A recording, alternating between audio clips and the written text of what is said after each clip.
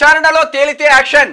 Kaleshwaram current కొనుగోలు phone tapping వ్యవహారాల్లో అధికారులపైనే action. సూత్రధారులపైన ఏమైనా ఉంటుందా? విచారణ మధ్యలో ఉంది.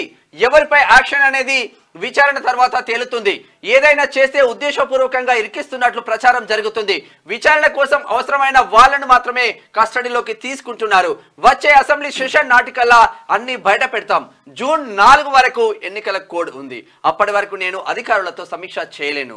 వాళ్ళ నుంచి రిపోర్ట్లు వచ్చే వరకు అసలు ఏం జరిగిందో నేను ప్రజలకు చెప్పలేను. చెప్పగానే చెప్తున్నాడు. అసలు విషయం ఏంటంటే కాక లోపలికి పోతాడని నేనంటే మంచిగా ఉండదు. ఎందుకంటే అది విచారణ అధికారులు తేల్చాలి. అసలు ఎలక్షన్ కోడ్ విచారణ తేల్చాల్సింది వాళ్ళు తెలుస్తారు.